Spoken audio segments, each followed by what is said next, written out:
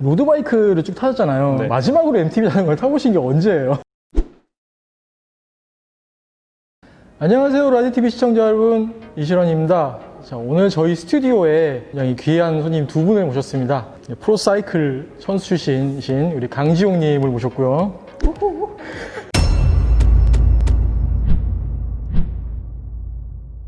이쪽에는 GT 바이크의 전기 자전거 EMTB eForce AMP를 한 자리에 모였습니다. 안녕하세요, 반갑습니다. 안녕하세요. 비 오는데 어떻게 지내세요? 예, 일단 제가 하는 일 열심히 잘 하고 있고요. 자전거 계획 좀 떠나는 게 오래되긴 했지만 나름 지금 하는 일 열심히 하면서 지내고 있습니다. 강지용 씨 하면은 일단 떠오르는 게 일반인으로서 그 통학용 자전거로 시작을 하셨다가 네, 맞습니다. 이제 프로의 네. 길까지 갔다가 오셨는데 거의 정점을 찍고 왔다고 되겠죠. 일반인들로서는 되게 로망이고 네. 프로 입단까지 하셨으니까 로드바이크를 쭉 타셨잖아요. 네. 근데 MTB는 좀 낯설 것 같은데 마지막으로 MTB 자전거를 타보신 게 언제예요? 그래서 나름 이게 MTB를 더 좋아하긴 했었습니다, 사실. 이제 자전거 입문은 2006년도에 처음 했었는데 사실 그때는 더 MTB가 좀 재밌더라고요. 그래서 MTB를 좀 더 열심히 탔었었는데 마지막으로 탄 건 2008년이에요. 2008년이면 언제야? 12년 전인가요, 지금? 와, 12년 전이면은 아직도 저 엊그제 같은데. 제가 자전거를 올해 딱 10년 됐거든요, 단지. 예. 와, 그 전부터 그러면 자전거를 MTB를 타셨군요. 그렇군요. 제가 올해 나이가 40이기 때문에. 아이고. 근데 그 로드사이클 타시는 사람 중에 제일 유명한 선수가 이제 피터 사간. 네. 이제 피터 사간도 사실 MTB로 자전거를 시작을 했잖아요. 네, 맞죠. 그 피니시 라인 통과할 때 보면 윌리 막 하고 네. 앞 선수 낙차했을 때 막 점프를 해가지고 피하고 막 이런 기술 보였는데 네. 요새 이바이크 나오고 있잖아요. 네. 이거 처음 보시니까 느낌이 어떠세요? 약간 이게 뭔가 새로 제품이 나왔다고 했었으면은 이게 머릿속을 그려지게 되잖아요. 이 바이크에 단점이 있을까? 라는 생각이 들더라고요. 이 바이크 이제 대체로 기반이 이제 프리라이딩 네. 그걸 기반으로 하고 있잖아요. 그래서 프리라이딩 자전거의 단점은 어떻게든 언덕을 올라가긴 해야 되는데 그거를 모터가 도와준다고? 와우 괜찮을 것 같다고 생각 많이 들었어요, 진짜. 오, 그러네요. 네. 사실 요새 하는 거 가보면 네. 그 이바이크 타시는 분들이 꽤 많아요. 아. 그러니까 이바이크가 꼭 자전거다 아니다 이런 걸 떠나서 더 재밌게 탈 수 있는 어떤 그런 새로운 장난감, 새로운 놀이기구 그렇게 접근을 하더라고요. 약간 이 비슷한 논쟁이 예전에 이제 로드는 예. DI2가 먼저 나왔었잖아요. 아, 그쵸. 딱 그 논쟁이 되게 많았었죠. 나는 감성으로 살리고 기계식으로 할 거다 막 하는데 이제 진짜 갑자기 경기 중에 여름이면은 구룡령에 올라가도 거의 막 10도 막 이 정도까지 내려가거든요. 근데 그 상태에서 다운을 해보면은 그 케이블식도 정말 가볍다고 우리가 무겁다는 생각이 안 들잖아요, 변속을 할 때. 그래요. 근데 그것조차도 무거워서 근데 그때 DI2를 선택했던 사람들은 아주 문제없이 변속을 했던 거죠. 오.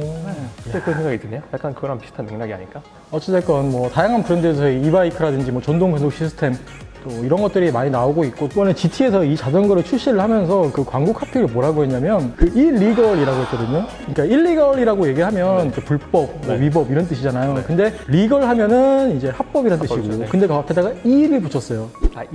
일리걸. 그냥 재미있게 즐기면 된다. 더 즐겁게 신나게 타라. 홍보팀에서 이름 잘 지었네, 이거. 그 논쟁에 이렇게 약간 좀 피해가는 듯한, 야, 이거 생각하지 말고 그냥, 재밌게 타. 그렇죠. 약간 그런 느낌이죠. 굉장히 영리한 마케팅이라고 생각을 해요. 그럼 강지용 씨도 MTB를 타보셨다 그러는데 네. 이제 풀 서스펜션하고 하드테일이 두 가지가 있잖아요. 네, 그렇죠. 그둘 중에 하나 선택한다 그러면 뭐 하시겠어요? 일단 제가 타던 12년 전은 말이죠.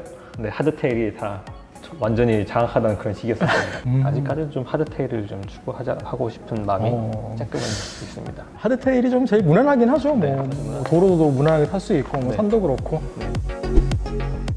GT 자전거가 이번에 좀 나오면서 링크가 좀 바뀌었어요. 예전에는 이제 AOS 방식이라고 해가지고 영어로 말해주세요. 그러니까 앵글 옵티마이즈 서스펜션이라고 아, 예. 해서 링크 구조가 좀 달랐어요. 네. 원래 샥이 이렇게 돼 있었네? 그러니까 초창기 때는 이런 식으로 LTS 방식, 링키지 튠드 서스펜션 방식으로 또 바뀌었다가 네. 다시 이번엔 이렇게 돌아왔어요. 뭔가 새로운 시도를 하는 것 같고 또 특이한 게 보면은 여기 서스펜션 이게 보통 직각이잖아요. 네. 이렇게 직각 아니면 이렇게 뒤로 기울어져 있는 네. 방식인데 이렇게 대각선으로 돼 있단 말이에요. 앞 서스펜션이랑 경사가 비슷해요. 그건 몰랐네. 이렇게 되면 이제 내리막길 이렇게 내려갈 때 네. 앞 서스펜션이 움직이는 각도랑 같은 각도로 움직이니까 다시 옛날 방식으로 돌아가긴 했는데 이게 훨씬 더 이 바이크에서는 더 유리하게 작용을 할 것 같습니다. 굉장히 머리를 잘 썼어요. 진짜. 약간 이 무게를 생각해서 이렇게 약간 변경한 그런 느낌이 들기도 하네요. 네, 그렇죠. 아무래도 20kg가 넘는 자전거다 보니까. 20kg 라고요? 20kg가 넘어요, 일단. 23점 몇 킬로 나갈 거예요. 아, 그런가요? 네. 그럼 여기 질문 하나 더 드릴게요. 네. 아까도 하드테일 바이크를 선택한다고 하셨는데 네. 그러면은 모터가 달리였다면 네. 그때는 하드테일이에요? 아니면 풀 서스펜션이에요? 그러면 풀 서스펜션으로 가야죠. 아니 왜? 사실 하드테일은 한계가 있어요, 분명히. 물론 하드테일로 정말 말도 안 되는 데를 잘 타시는 분도 있지만 경력이 많은 선수들이 가능하지만 저는 뭐 그러지 않거든요. 라이더의 기량을 커버해주는 가장 큰 부품 중 하나가 서스펜션이잖아요. 그렇죠. 네, 서스펜션이 달렸으면은 그러니까 딴 종목은 모르겠는데 이 자전거는 장비빨로 커버가 돼. 그럼요, 이게. 된다고요. 로드는 이게 힘든데 한계가 있는데 이 MTB는 여러분 돈이에요. 믿음 소망사랑 그 중에 제일은 뭐다? 돈. 그렇죠. 이렇게 되나요? 돈? 저도 그 EMTB를 타봤는데 그 타기 전에는 좀 약간 편견이랄까요? 고정관념. 저도 아까 뭐 EMTB가 정말 첫인상이 좋다고 말은 했지만 네. 반대로 생각해보면은 그런 편견이 없을 수가 없거든요. 그쵸. 네, 좀 들긴 해요. 사실. 자력으로 안 갈 거면 오토바이를 편하게 타지 뭐하러 그 자전거를 모터 달아가지고 왜 타냐. 그러다 배터리 떨어지면 니네 끌고 와야 돼 막 이러는데 기술이 좋아졌어요 요새. 시마노 또 배터리가 또 들어가 있잖아요. 이게 8035 배터리가 들어있는데 네. 용량이 커져가지고 DI2도 마찬가지잖아요. DI2도 쓰고 나서 뭐 배터리 방전되면 변속 안 돼가지고 막 싱글 스피드로 와야 된다 막 이런 얘기 했잖아요. DI2 한번 충전해놓고 잊어먹을만 하면 충전하고 그러잖아요. 그 잊어먹은 분들이 싱글로 타는 걸 많이 본 적이 있습니다. 여러분 그- 충전 열심히 하세요. 지용 씨 그 로드바이크 타실 때 타이어 네. 튜블리스 하세요? 아니면 튜블러 하세요? 클린치 하세요? 이게 또 라떼 얘기가 나오네요. 라떼는 말이죠. 튜블레스가 없었습니다. 저는 튜블러 아니면은 클린처. 지금 튜블러 안 쓰죠? 요새 튜블러 쓰는 분도 있긴 있더라고요. GT 같은 경우는 이제 튜블레스를 쓰고 있나요? 지금 완성차로 출고되는 사양은 이제 튜브가 튜브가 들어있는데 들어있고. 이 림이 WTB사의 림인데 이게 튜블리스가 레디가 돼요. 튜블리스를 쓸 수 있어요. 그리고 이 타이어도 넥시스사의 이제 미니온 타이어인데 여기 보시면 TR 튜블리스 레디라고 돼 있어서 실란트 넣고 네. 타시면 돼요. 그리고 요즘 그 MTB 쪽에 뭐가 유행이냐면은 림하고 그 타이어 사이에 그 인서트라는 게 있어요. 완충제 같은 것도 멘트 같은 건데 네. 그걸 넣어요. 그러면 이제 림을 찍혔을 때 네. 튜브를 넣고 있으면 이제 핀치 플랫이라고 하잖아요. 이제 펑크가 뻥 하고 나는데 안에 인서트를 넣게 되면은 이렇게 샌드위치처럼 들어가요. 빵 하고 찍었을 때도 완충을 해주는 거예요. 그래서 일종의 속에다가 완충제를 넣고 타는 그런 게 요새 많이 하거든요. 요즘. 사용자가 편의에 따라서 옵션으로 이렇게 튜블리스 세팅을 하고 인서트를 넣어가지고 이제 뭐 바위에 찍혀도 림이 손상되지 않거나 좀 더 튜블리스 기능을 또 편리하게 써서 자전거를 탈 수 있게끔 되어 있거든요. 어떤 완성차 업체 같은 경우는 모든 자전거가 다 튜블리스 세팅, 튜블리스로 출시가 돼요. 모든 휠들이. MTB 쪽에서는 뭐 튜블리스는 기본으로. 지용 씨가 예전에 2008년도 MTB 탔을 때만 해도 그때 유압 디스크 브레이크는 좀 흔치는 않았던 걸로 아는데. 그래도 저는 디스크 썼습니다, 그래도. 저는 그래도 디스크 썼고요. 약간 그렇게 오래 아닌 것 같아요, 저도. 약간 26인치의 마지막? 약간 그런 느낌입니다. 예. 잠깐 질문인 게 그럼 림브레이크가 있나요, 지금? MTB 쪽에서요? 네. 사용하나요? 신제품은 안 나오죠. 그죠, 안 나와요? 예전에 모델들 나오고 뭐 이제 브레이크 슈나 이런 거는 간간히 나오긴 하는데 로드바이크도 이제 림브레이크 이제 거의 안 나오잖아요. 참 그렇죠. 지금 지용 씨 타는 자전거도 브레이크가 림인가요? 아니면 디스크인가요? 나는 디스크입니다. 오, 언제 넘어갔어요? 일단 먼저 MTB인지 아닌지부터 물어보셔야 될 것 같고요. 일단 디스크긴 한데 기계식이고 삼각형 미니벨로 아시죠? 네. 삼각 미니벨로. 네. 네, 그거 나름 디스크거든요. 네. 일단 디스크 사용하고 있습니다. 로드 타시는 분들한테 굉장히 화두였잖아요. 맞아요. 좀 논란의 여지가 많고 네. 그 디스크 브레이크 로터 때문에 뭐 부상을 당한다, 맞아요. 뭐 다칠 수도 있다 이런 식으로 얘기를 많이 하는데 네. 그때는 2016년도쯤인가 UCI에서 이제 로드바이크 디스크 브레이크 한동안 허용을 안 했어요. 최근 들어 다시 허용을 해서 이제 뭐 완성차 업체들이라든지 이런 데서 이제 디스크 브레이크 달린 로드 자전거를 다 출시를 하고 있는데 디스크 브레이크 괜찮죠? 디스크 쓰세요, 여러분. 디스크가 진짜 좋거든요. 트렌드를 너무 이렇게 막 막지 마시고요. 한번 새로 나온 건 한번 써보시기 바랍니다. 진짜 좋습니다. 저는 강추합니다. 그래요. 뭐 저가 더 이상 MTB 얘기하다가 왜 갑자기 로드 디스크 얘기하고 있죠? 제가 뭐 따로 설명 안 해도 될 것 같은데 이게 프로가 뭐 인정할 정도면은 그 어떤 분들은 끝까지 그냥 림브레이크 고집하시더라고요. 가격대요. 가격도 저는 막 그런 좋다고. 거 편견이 나는 없는 편이라. 프레임은 알루미늄. 뭐 보시다시피 용접 자국이 뭐 네. 이렇게 화려해요. 아주 예뻐요 그냥. 그 왜 스무스 웰딩이라고 해가지고 네. 이렇게 막 안 보이게 하잖아요. 그렇죠. 굳이 그렇게 안 해도 될 것 굳이 같아요. 뭐, 예. 이거 시마노 스텝스 E8000 시스템을 갖고 있고 250W 드라이브 유닛이 설치되어 있습니다. 자, 배터리는 E8035 504W 용량을 가지고 있고요. 그리고 서스펜션 포크와 리어 샥은 모두 락샥의 제품. 그리고 앞포크는 150mm 트래블, 그리고 리어는 57.5, 그러니까 2.5인치 정도 되겠네요. 그 트래블을 갖고 있고, 휠셋은 WTB사의 STX 29인치 림과 시마노 허브를 사용을 했습니다. 구동계는 스램 SX 12단 최신 구동계를 갖추고 있습니다. 그리고 크랭크는 시마노 E8000 제품이고, 그리고 주행 상태, 모터 출력을 확인할 수 있는 디스플레이는 E7000 사이클링 컴퓨터가 장착이 되어 있습니다. 체이닝은 34T 싱글 체이닝이 달려 있습니다. 사실 저는 약간 그 싱글 체이닝에 대해서 거부감이 있거든요, 살짝은. 왜요? 네. 제가 이제 열심히 타던 그 2008년 그 시절에 이제 트리플이었어요, 트리플. 네, 3장. 저도 3장이에요. 1장. 그 시절에는 이제 체인이 뭐 안쪽으로 넘어가 떨어지든 바깥으로 넘어가든 앞뒤를 이용해서 어떻게든 걸 수는 있었거든요. 네, 그렇죠. 사실 만약에 안 떨어진다는 보장이 할 수 있나요? 좋은 질문이에요. 그 싱글 체이닝에 대해서 좀 거부감을 가지시는 분들이 그 체인 이탈되면 맞아요. 한참 타다가 또 내려서 또 체인 껴야 되고, 이렇게 결론부터 얘기하면은 체이닝 안 빠져요. 안 빠지나요? 안 빠져요. 그렇군요. 저도 싱글 체이닝 2개 다 쓰고 있는데 네. 산에서 그렇게 험하게 타고 파크도 갔다고 했는데 안 빠져요. 안 빠진답니다. 네. 안 빠지는 이유가 뭐냐면 지금 여기 보시면은 이게 플라스틱 하나 걸려 있죠. 네. 이게 체인 가이드거든요. 네. 그러니까 예전에 로드바이크도 보면은 이렇게 앞디레일러 앞디레일 밑에다가 이렇게 체인 머리가, 캐쳐라고 네. 달아놨잖아요. TV 쪽은 체인 가이드라고 해서 이렇게 이탈이 안 되게끔 해놓은 그런 케이지 같은 게 있어요. 이게 달려있으니까 안 빠지는 거예요. 이렇게 막 심하게 털려도. 출렁거리게 하는데 빠지지 않아요. 결정적으로 뭐가 있냐면 이 체이닝이 이게 네로우 와이드라는 게 있어요. 그러니까 체이닝이 여기는 얇고 여기는 두껍고 이런 식으로 이빨을 좀 어긋나게 이런 식으로 가공을 해서 이런 식으로 맞물리게. 그래서 체인을 꽉 물어요. 그래서 안 빠져요. 지금 이 설명은 몇 분 하셨죠? 여러분 안 빠진다는 거에 절대 안 빠진다는 거에 대한 설명이 한 1분 됐나요? 절대 안 빠진다고 합니다. 얘는 그럼 몇 T가 달려있죠? 뒤에 50T예요, 50T. 50T? 네, 앞에는 34T. 34. 네. 34에 50 못 올라갈 데가 없을 것 같아요. 게다가 또 모터가 달려있으니까. 남산 3분대로? 될 수도 있을 것 같은데 EMT로 남산 3분이 반칙이 솔직히 그거는. 신고 나가지 않나요 그거? 이 GT가 무슨 뜻일까요, 이게? 사실 GT가 모르시는 분들이 되게 많을 것 같아요. 아주 대중적인 브랜드는 아니잖아요 사실. 라떼는 말이에요. GT 바이크 먹어줬어요. 2013, 4, 5년도까지 GT 바이크가 되게 먹어줬던 이유가 뭐냐면 에서튼 3남매. 네네. 가 GT 바이크 소속이었단 말이에요. 그때 포디움을 완전히 다 쓸어 먹었거든요. 그 해년도 뭐 UCI 대회, 월드컵, 레드불 램페이지, 뭐 레드불 하드라인 이런 뭐 익스트림 프리라이드에서도 GT 바이크 타고 많이들 우승을 했단 말이에요. GT 자전거가 이 뿌리가 BMX랑 이런 쪽이에요. MTB 쪽에 주로 많이 만들어요. 카본 파이버 프레임부터 네. 뭐 알루미늄, 심지어는 크로몰리까지 다 만들 수 있는 그런 회사거든요. 참고로 이 GT 바이크는 로드 바이크도 만들긴 하거든요. 좀 만드는 건 알고 있었는데 네. 저는 어쨌든 로드를 주로 타다 보니까 GT 바이크 같은 경우는 그 MTB 역사에서 사실 그 뺄 수 없는 회사 중에 하나인데, 예전에 보면 그 GT의 그 아발란치하고 자스카라는 프레임 보면은 그 시스테이하고 네. 탑튜브하고 네. 이게 세 개가 연결되는 그 트리플 트라이앵글 구조 있잖아요. 네, 네. 그 구조를 만든 게 GT거든요, 최초로. 그게 몇 년도죠? 80년대 초 중반 그때쯤이었을 거예요. 네. 그걸 하고 나서 GT 바이크가 하드테일인데도 딱딱하다는, 튼튼한 거랑 딱딱한 거랑 다른 얘기지만 그 구조가 굉장히 내리막길에서도 유용했어요. 자전거 어떤 프레임의 가공 방법들 한 획을 그었다. 그게 트레이드 마크였어요. GT 바이크가. 그게 어떤 구조인지 기억이 안 나니까 자료 화면 올려주세요.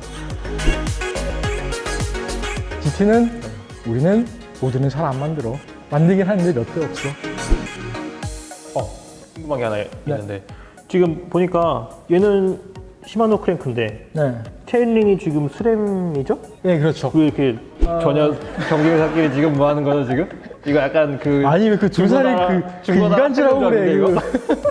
그 스램하고 시마노가 아무리 경쟁사라고 해도 그 이간질하고 그러면 안 돼 그거. 스램하고 시마노가 그 경쟁 관계긴 하죠. 자전거 시장에서 그 구동계라든지 뭐 각종 뭐 부품이라든지 이런 쪽에서 뭐 시장 양분하고 있는 그런 뭐 용호 상박? 사실 예전에는 스램 크랭크하고 그 시마노 체인링하고 서로 호환이 안 된 적이 있었어요. 그러니까 아예 체인링 체결 방식 자체가 달랐거든요. 그런데 이번에 나오면서부터는 이게 스램이 체인링이 BCD라고 하잖아요. 네. 볼트 서클 디마이터. 네. 그러니까 이쪽에 볼트 이걸 서클 크기를 맞췄어요. 네. 그래서 이 별도의 체인링을 만들었어요, 스램에서. 어떻게 보면 두 회사들이 일종의 타협을 했다고 봐야 될까요? 선택 폭을 좀 넓혀놨으니까.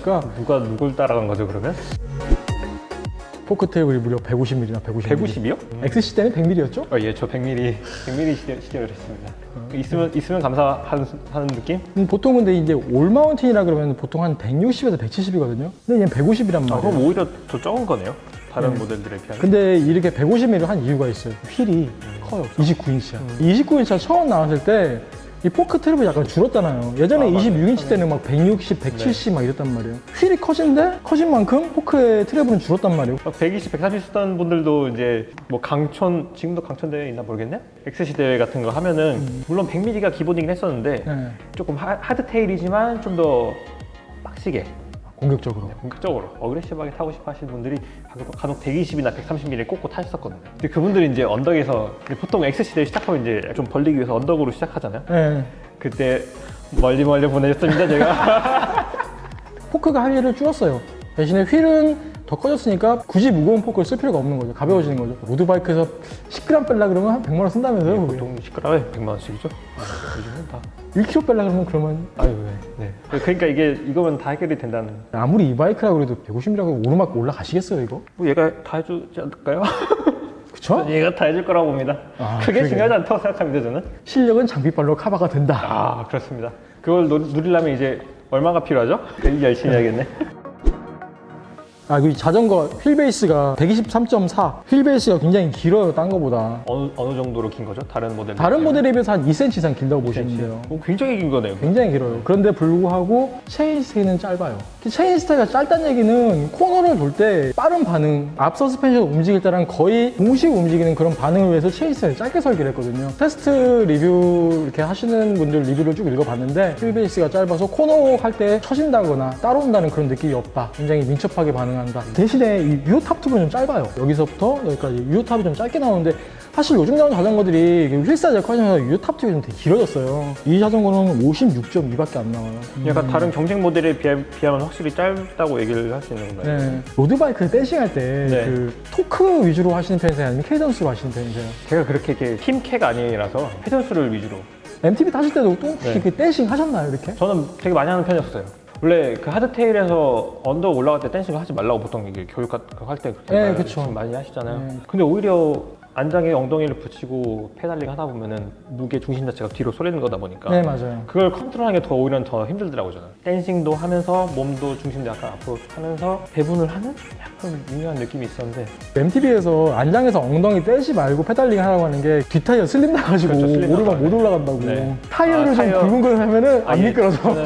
저도 약간 타이어 발로 이렇게 그 결론은 뭐다? 돈. 돈이에요. 근데 이 자전거는 12단이라니까 댄싱 할 필요 없을 것 같은데. 경사도 한 15% 되는 그런데도 막 댄싱 안 하고 그냥 바로 그냥 앉아서 편하게 페달링 올라갈 것 같은데요, 이거? 뒤 체인링 자체가 제 손바닥만 아닙니다. 뒤에 스프라켓 자체가 거기다가 그래요. 모터가 열심히. 사실 진짜 풀샷만 타라고 했으면 저도 살짝 걱정했는데 네. 모터? 됐네. 뭐 무게는 막 23kg 정도 나가는데 이 바이크한테 무게를 따지면 사실 무의미하거든요. 그렇긴 하죠, 사실. 로드바이크한테 야 얘는 산 못 가지 이런 건 똑같아요. 애초에 지향점이 다르기 때문에 어차피 이 자전거는 즐겁게 타라고 만든 거니까 제가 그것이 얼마나 즐거울 수 있는지 제가 타보겠습니다. 이거는 뭐 굳이 설명 안 해도 직접 한번 타봐야지 이해가 될 것 같습니다. 예전에 그 올라운드 바이크 하면은 CX가 올라운드라 그랬잖아요. 오프로드도 하고 올로드도 하고 뭐 요즘은 그 자리에 이제 그래블 바이크가 차지를 했어요. 너무 옛날 사람이라 그래블 처음 들어보네, 진짜. 아니 나보다 젊은 사람이 그래블을 모르면 어떡해. 나 진짜 몰랐네, 그거. 진짜. 요즘엔 저는 생각이 약간 달라졌어요. EMTB가 올라운드 바이크가 될 것 같아요. 부담이 없을 것 같아, 진짜. 진정한 올라운드 바이크는 뭐 그래블도 있고 뭐 사이클로크로스도 있지만 이 바이크, 이 MTB가 진짜 올라운드 바이크가 아니겠느냐 하는 그런 생각이 듭니다. 사람이 주로 이제 자기가 좋아하는 분야를 좀 깊게 파고들고 거기에 또 몰입을 하는 게 일반적인 현상인데 내가 좋아하는 장르의 자전거, 내가 타고 싶은 자전거 이렇게 고정을 하지 않고 조금 더 재밌게 탈 수 있다. 내가 어떻게 하면 좀 더 즐겁게 탈 수 있는가. 새로운 시도를 해보자 라는 관점을 접근해 본다면 이 바이크는 여러분에게 또 새로운 즐거움을 드릴 수 있을 것 같습니다. 지용 씨가 또 테스트 하시는 모습도 많이 기대가 되네요, 저도. 네. 지용 씨 나중에 이러다가 또 산으로 넘어가는 거 아니에요, 이거? 얼마야, 이거? 얼만데요? 혹시 일단 뭐 타보고 또 이게 또 혹할 수 있으니까 모터를 받아들이시고요. 그거를 받아들여도 되는지 안 되는지 일단 제가 타보고 말씀드리겠습니다. 로드바이크 외길 인생을 타시고 12년 전에 MTB 마지막으로 타신 분이 과연 이 풀 서스펜션 MTB를 어떻게 타는지 또 어떻게 즐길 수 있는지 한번 여러분께 보여드릴 테니까 기대해 주시고 지켜봐 주십시오. 지금까지 라이드TV 이실원 강지용이었습니다. 네, 고맙습니다. 안녕.